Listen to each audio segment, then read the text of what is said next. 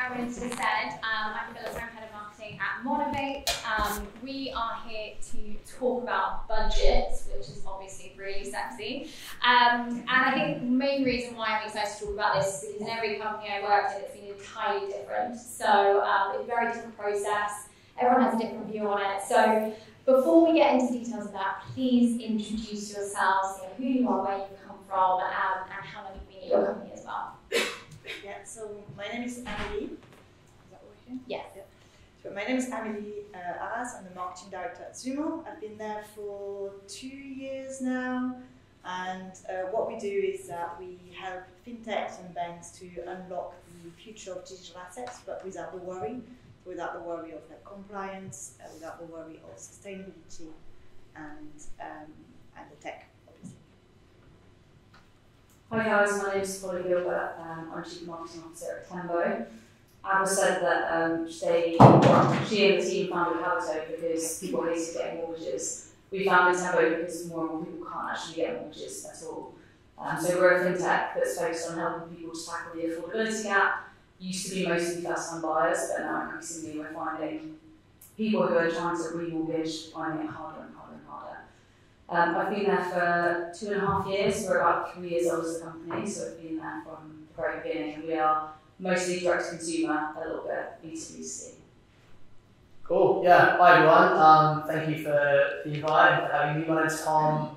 I'm the head of marketing at Yonder, which is a sort of challenger rewards credit cards. Been there for 2 years. I was from the very beginning, and my background is in product marketing actually, so it's really interesting to hear Leo talk about that. I worked for Monzo for a few years before Yonder, and before that I was working for Wise. So had a lot of great sort of learnings on my way, coming through some really cool companies, and trying to apply all of that now at Yonder. So yeah, it's fun.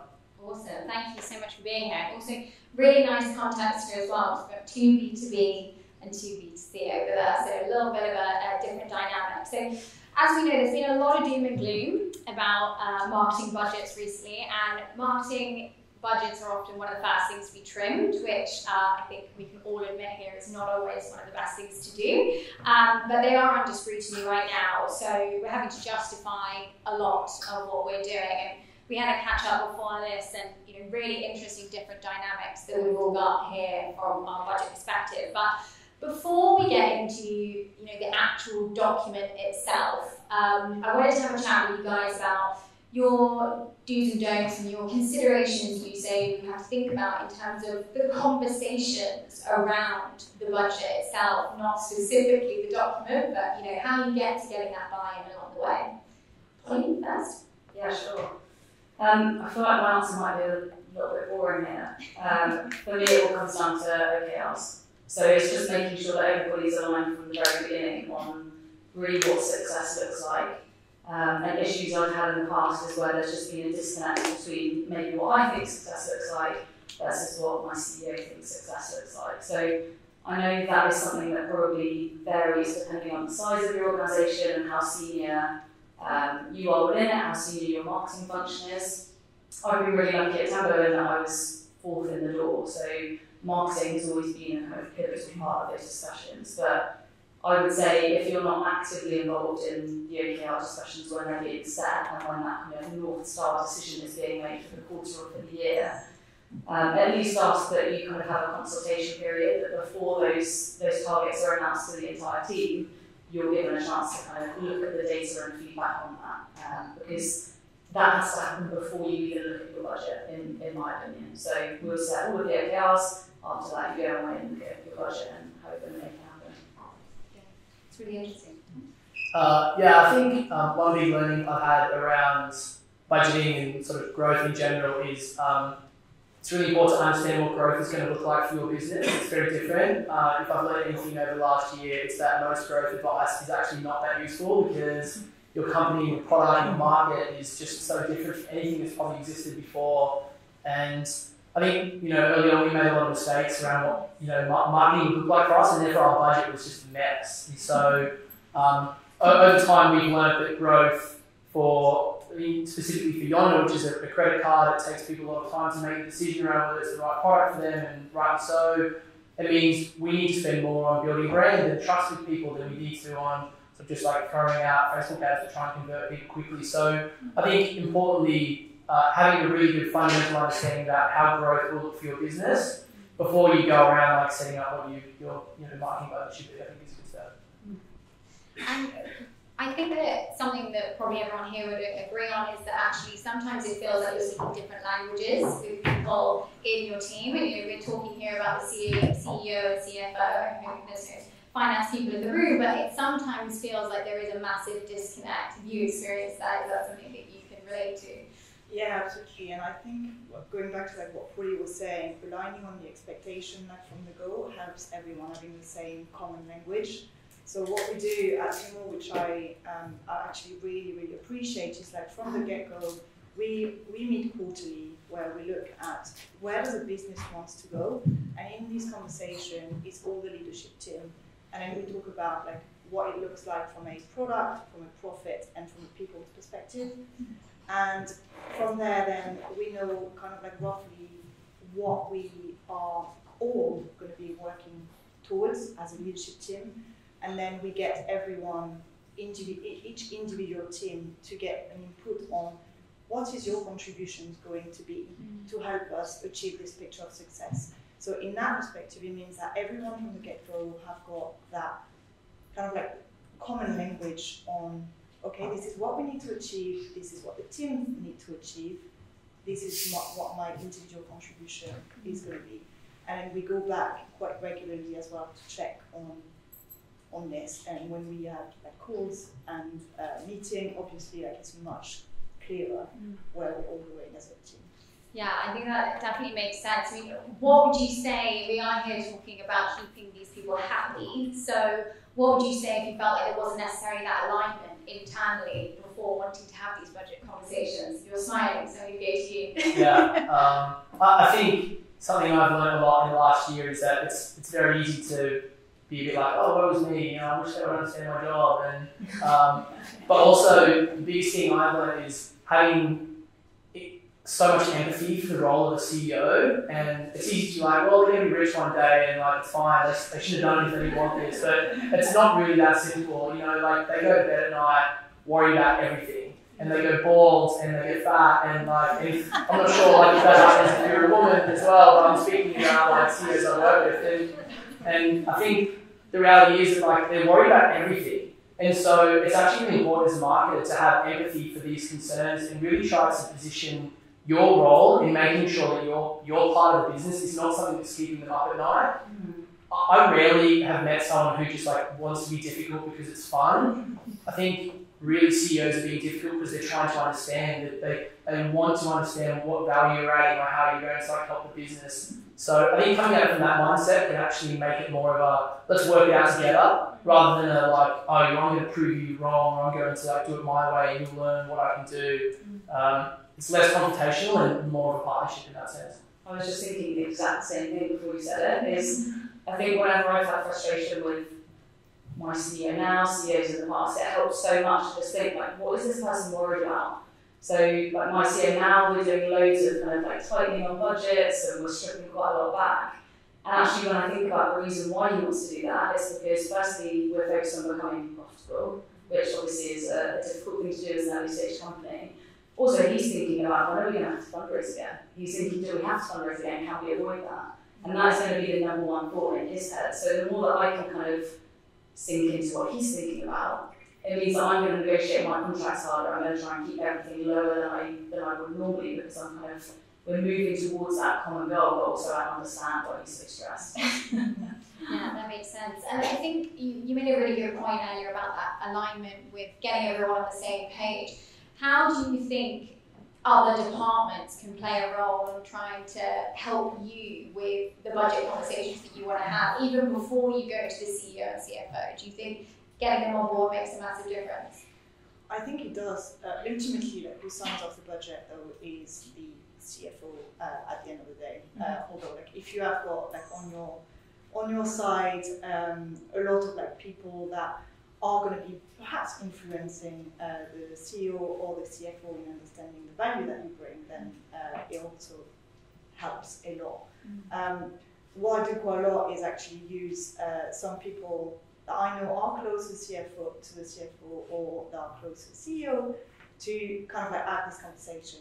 Well, what do you think of this? Do you think it's a good idea? And once you get them on board, then they might be the one actually suggesting the idea to the CEO, to the CFO, and then well, happy days. Like sometimes, like I got like quite a lot like, well, they're taking the credit, but like no, they're not taking the credit because at the end of the day, you managed to get your budget, you managed to get your what you need to do to achieve like the result that you want. Yeah. So actually using people around you in your team to have the conversation, get their feedback, get them on board, and let them to speak for you is usually the well, it's a common goal, isn't it? You want to get there at the end of the day. Tom, I really love something we spoke about before when we were kind of prepping for this, about third voice. Can you explain to us a little bit about that, kind of elaborating on what you just said?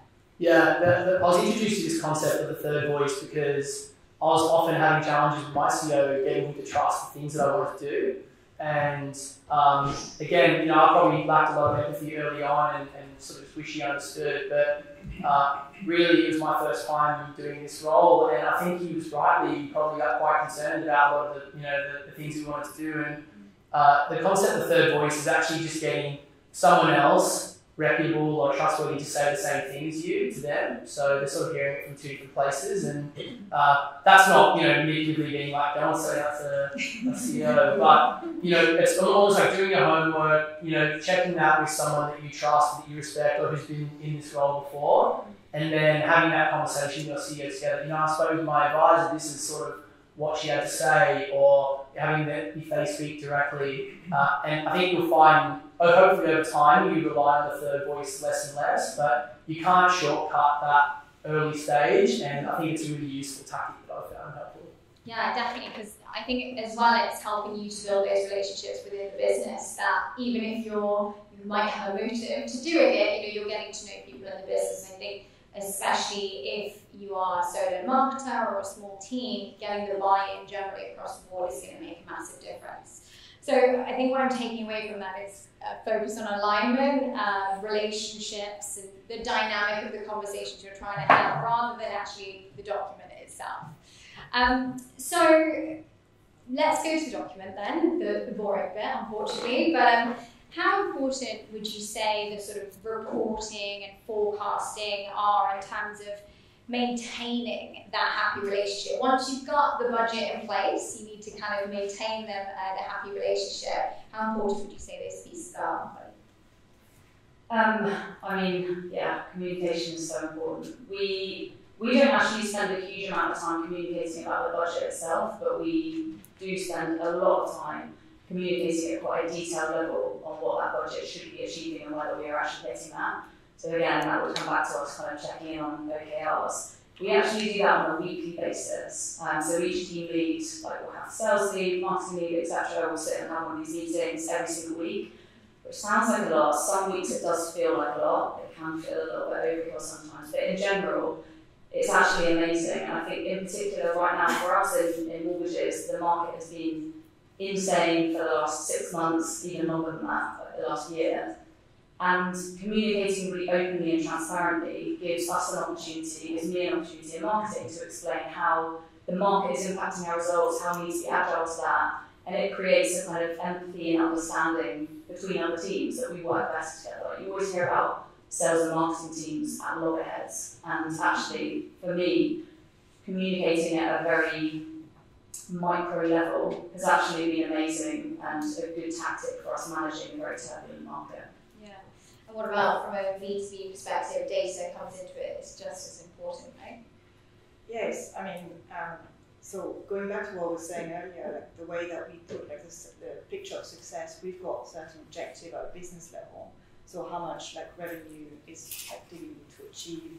How do you translate that then into the clients? And this is done in partnership between the commercial team, the marketing team, and the finance team to translate numbers into practically what we need to deliver. And from there, then we review. From a B2B marketing, which is extremely different to B2C, is that your sales cycle takes so long that to actually say like, well, the budget that we spent a year ago on that particular event is eventually coming to fruition. Like the conversation is very much like, it's a very different conversation in the way that you have to be. You need to get everyone on board to really understand like what you are doing with specific events, how that will take a long time to come through, and you do review that. For me, like I tend with my team to kind of like review, okay, like is this achieving what we want it to achieve?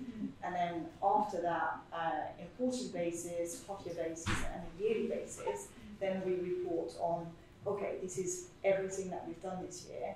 This is the budget that we have spent, where our leads have been coming from, and where the actual progression of these leads are coming from. But for this, you need a huge amount of data, and you need to work with the data team, with the sales team, to making sure just everything is recorded, and that takes quite a long time and a lot of alignment for everyone to understand.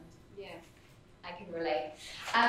From your perspective, Tom, I know you're very honest about sort of saying it's been a real journey that you've been through with working in Yonder, and I'm more interested to know about the kind of the reporting side from you and how you influence people across the business with that reporting. Yeah, I would say we have a pretty strong culture of like written documentation. We do something every month called a monthly business review. I absolutely hate them, but they're very valuable for the business, and it's where every sort of functionally does a pretty intense like deep dive into their part of the business. And I think it's really important to not attach your worth to the business, to the outcomes of the things you're working on, because then you'll be protective of the things that you're doing. And so we found that we've been able to build a culture that is very blame free. It's like, I tried that, it was shit, it didn't work, we're going to try this next time.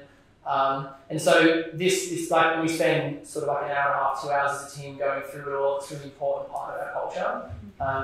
And as part of that, we do budgeting, bits and pieces and stuff to it, but also we put in there like how I'm feeling. I feel a bit overworked this month, my team feels overworked, or we did this funny thing at Wimbledon yesterday, here's some funny photos, and like, I don't know, just like elements of that really show the entire function to the rest of the business.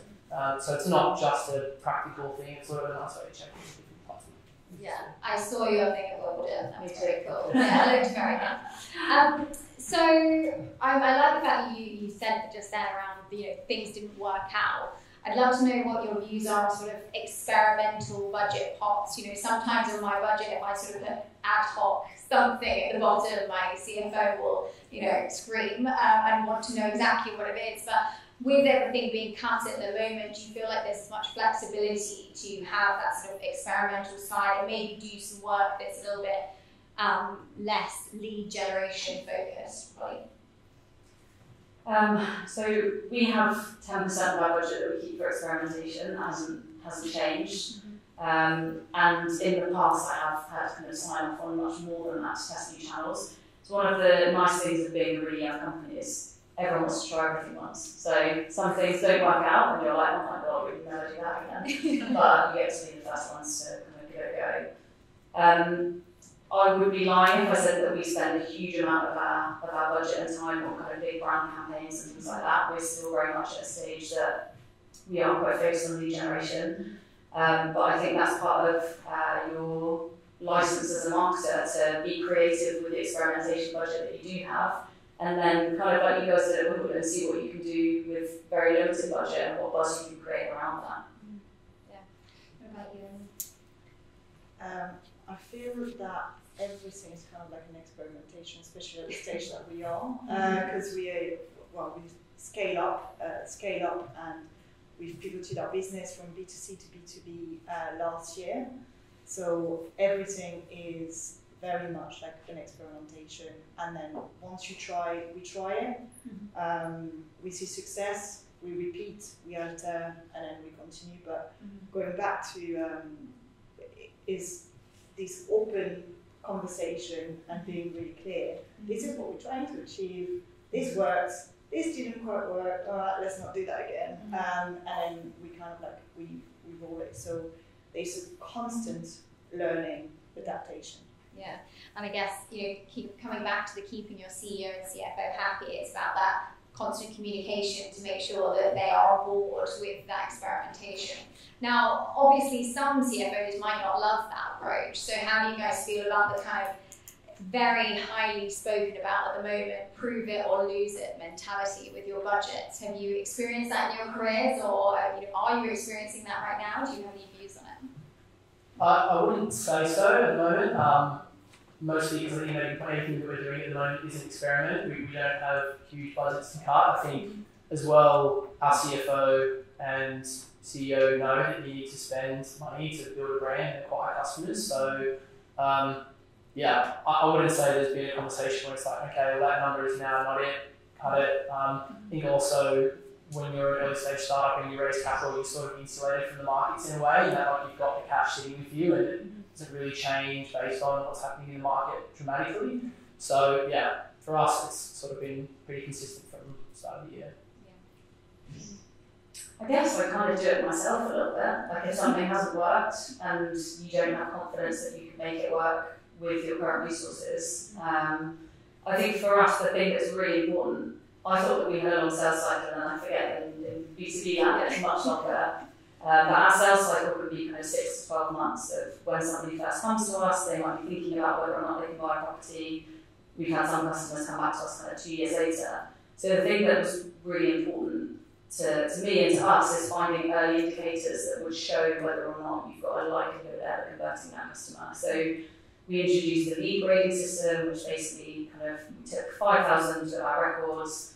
We looked for the commonalities between leads that did go through submission, and then we used that to kind of grade each lead that comes in. Things like that are just really helpful because I don't, in theory, oppose the idea of prove it or lose it. Like, we're not a profitable company, so in a sense, we're kind of on borrowed time. Like, we need to prove that we can, do something with the money that we have at the time that we have.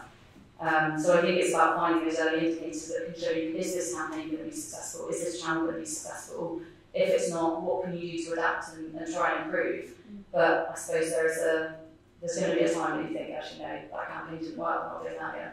Yeah, and I think some small marketing teams might be tempted to sort of keep the line items in out of fear of losing the money sometimes. But actually, yeah, as you say, you have to be a little bit more realistic than that.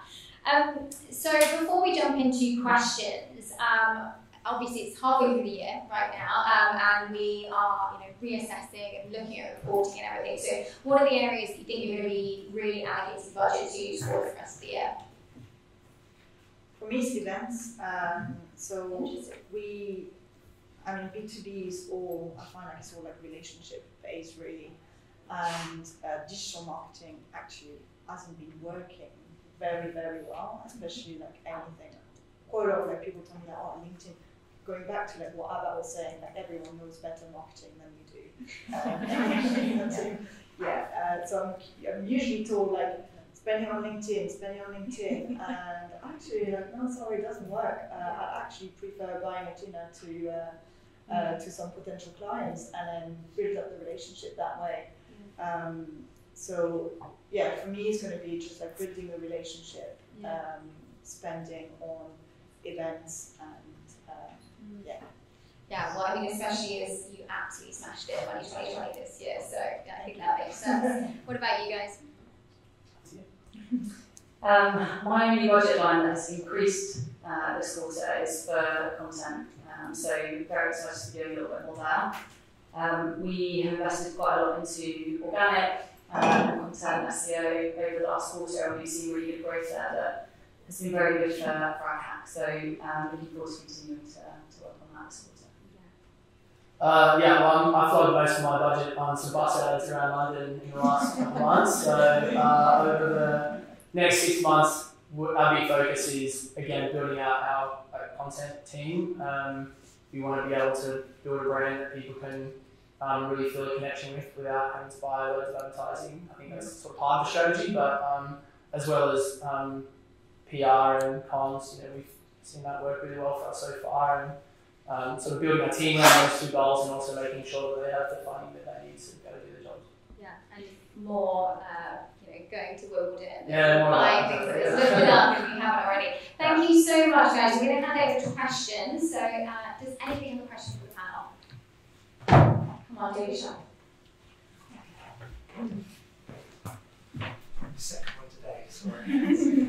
My question is around budgeting and how you guys do it from either. My question is around budgeting and how you do it from either a bottom-up approach or a top-down approach, and where in your mind does, for my CEO and CFO, does like attribution sit within that? Obviously, if you're doing big brand plans, harder to attribute. If you're doing performance stuff, maybe a little bit easier, but who knows these days. Do you take a bottom-up approach or a top-down approach? Just repeat the question. Everyone's answer. Is that hard? Who's going first? Me? So whether or not we take a bottom-up approach or a top-down approach when we're budgeting. So generally, and I'm not saying this is a perfect science, we're a very young company, so if everyone starts laughing, I know that we've got completely the wrong way of doing it. So generally the way that we'll do it is our CEO will go away, look at kind of what we need to bring in terms of revenue, we'll look at where that's going to come from, so which areas of the business we want to grow, and that's the decision that we're putting together. So things like we know things are changing in the market, we want to move more into remortgage customers rather than just first-time buyers, etc. We then basically we kind of like cascade down, so we see how many submissions do we need from that, how many appointments do we need to get that number of submissions using all of the data we already have, and then I will use a number of appointments that I need to fill for the team. So I'd say that's top down. CEO tells us what to do, and then we'll go work out how many appointments we need to get, how many leads we need to get, etc. together. Thank you. That's same for us, really. We know the revenue that the business wants to make. Okay, where does that going to come from? That comes from that commercial and finance working together on the forecast. Okay, if you need X amount of customers, where are these customers coming from? Okay, if you have customers and you kind of like roll back, what's the probability of like closing a customer from a lead to like looking at your funnel, and then okay, like how many book meetings do you need? And usually this either like you've got data from before, or you start from scratch and then you go from your experience and find benchmark and say like, right, the meeting book is X amount. This is, if you want that by the end of the year, this is how much you need to spend here. Yeah, I'll give a very quick answer. We start with the number of customers that we need to build a business that's investable or that can continue to get investment, and then we take a fully loaded acquisition cost that we think is competitive in the market and better than our competitors essentially. And then so from that amount we take out all of the fixed costs from that. So let's call it £100. We'll take out £10 to print a credit card, £10 for all the other onboarding costs, and then we take out all of the fixed marketing costs we know. So like CPAs. So if we know that 40% of our customers come from our referral program, which is a £10 CPA, we take that out. And then the same for performance marketing. So we have aggregators like Credit Karma and that kind of stuff. Take that out. And then what we're left is just like a big pool of money, which is whatever is left at our acquisition cost times the number of customers we want. And then really that's down to me to sort of distribute that into the marketing function however I see fit. So we sort of broadly acquire customers through performance, word of mouth, and what I just call like branding content. And this stuff is sort of hard to attribute. It maybe doesn't like drive tons of growth very quickly, but the other ones sort of do. So the goal is obviously that they even out over time. And yeah. Thank you. Another question? Yeah, it's me. Two questions. If you can share from the profit what percentage goes to the marketing budget? And the second question, I hope this isn't controversial. As a marketing director or CMO, your team is not marketing. Your team is the sales, product, whatever. So how do you compete against other teams fight for budget? Could you repeat the first question? Yeah, the first question is from the profit, the company profit, what percentage goes to the marketing budget? and the other one is like how you compete against other within your team, C-level, how you compete against that budget. So my answer to the first question, we're not profitable yet. So marketing budgets as like we decided as I explained earlier. But the your second question, though, can you repeat again? Yeah. So as head of marketing or CMO. Oh yeah, the competition. Compete for budget. Yeah. We don't compete actually. we kind of like say so going back, being like clear and transparent about like what we're trying to achieve as a business. Like I'll be saying to the team, this is how much budget that we need for this, and then everyone else going to be like chatting. But then at the end of the day, like if let's say like the sales team needs more budget than marketing, then I'll be very clear. Okay, with that budget, this is what I can achieve. Are you okay with this? And then the sales team would be like, oh right, this is what you can achieve, then maybe not. So then we really work together on this. We're not really competing. Also not profitable. Trying very hard. Our sales team doesn't really have a budget, so our sales team works with the leads that I pass through to them, or that my team passes through to them. We nurture them for them. Mostly my team and the product team kind of manage the tools that they use. So I'm sure they would very much like to have a budget, but I'm not going to bring that up with them. I'm going to greedily keep it all for myself.